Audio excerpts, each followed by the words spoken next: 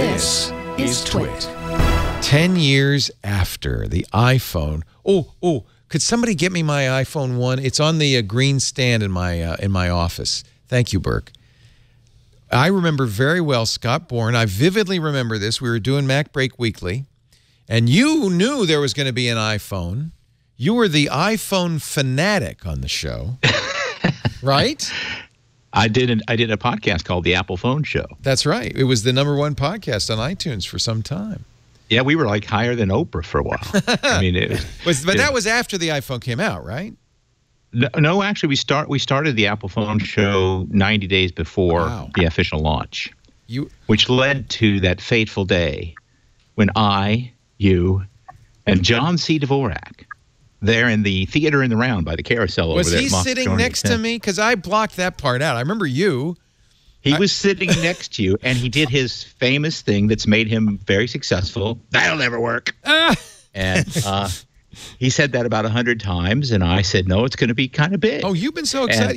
We said you made a vest out of iPhone. We had all sorts of jokes about you. Oh, yeah. Merlin Mann and I and Alex Lindsay. They were telling the Chuck Norris jokes about me. Yeah. Scott Bourne has so many iPhones. So, in fact, where is that picture? Because there's a great picture of you coming out of, I think, where was it? The San Francisco Apple Store? The Apple Store.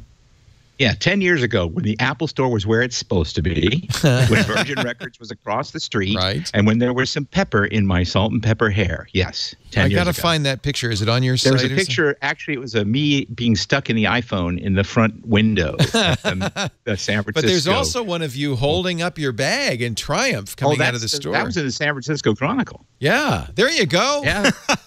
That is a man, a happy man. I was like the first guy.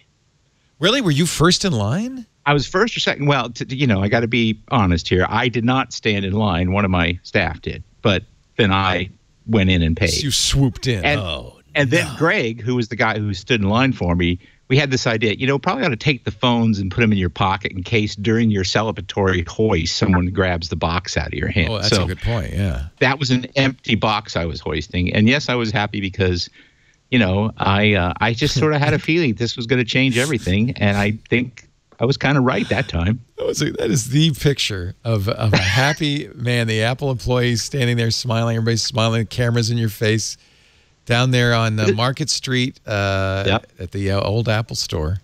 Remember that time you picked me up when I picked up a new Mac, and we were like... We're standing on the corner, and it's not the best neighborhood in the world. We're standing in the corner. $10,000 Mac into your car. We had boxes on boxes. I'm standing in the corner. I'll never forget that, Scott. So here it is. This is it. This is the iPhone that changed. This changed more than just how we think of phones. This changed a lot. You see, this is kind of embarrassing because I was a skeptic about the iPhone when it first came out. No, that's nothing to be embarrassed because I was using a Nokia N95, and in comparison I to loved that, an N95. the specs on that were terrible. Yeah. I had a BlackBerry Pearl, which also was probably a more capable phone.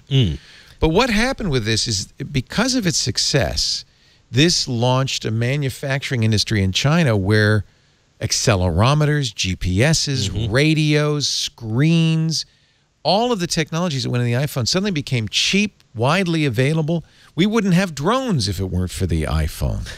There's a lot of technology we wouldn't have had the giant manufacturing capabilities of the iPhone not been created just to support this device. And I don't know, I think even you, Scott, probably didn't anticipate what a life-changing event that was. No, because I wouldn't have bailed out of my Apple stock at $200 a share when I did. Oh, that's got to hurt. Yeah. Well, $200 a share before the split.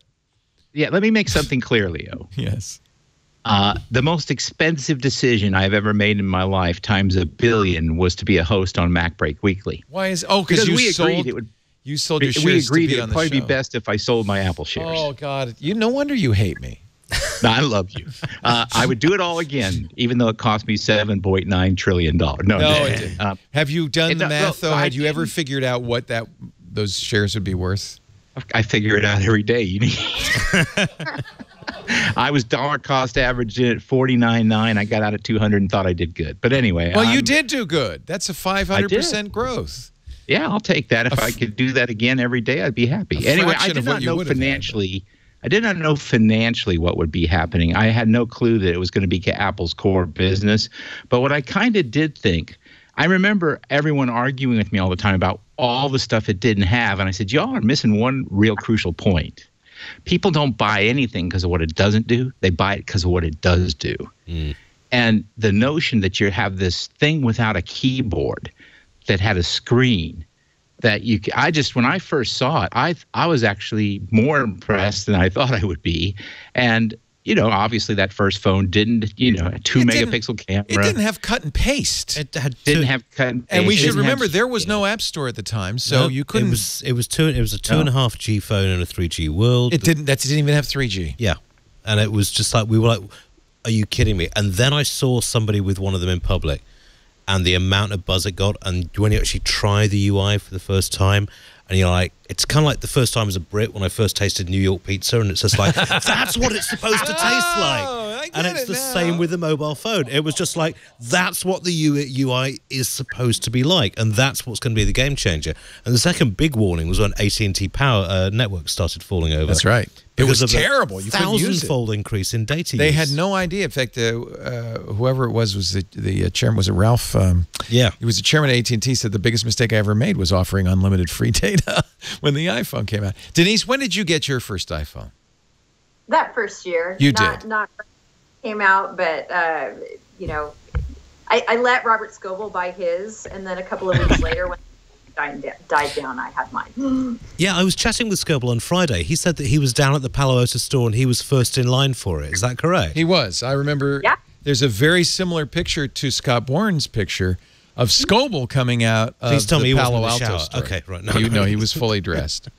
I remember waiting in line. I waited in line 6 hours here at the AT&T store in Petaluma. The fun thing about in those days, Apple lines kind of went downhill, and now they don't even do them because Angela Arendt's the head of retail at Apple doesn't want lines. And I think she's right. It's not nice to consumers. It's great for marketing, but it's terrible for consumers. But the people you would meet in those early days, and certainly that first time in line, were really interesting, cool people. The people in front of me, the two guys in front of me, had been up all night. They worked at Google. They were rewriting Google Reader to work on the iPhone interface, and they'd stayed up all night, and then they had driven because they thought, well, we won't be able to get it in San Francisco. The line's way too long, but let's go up to the farm capital up in Petaluma. We probably can get an iPhone there. And they did. It was really cool and fun, and as with much Apple stuff, it was a cult in the early days. Oh, yeah.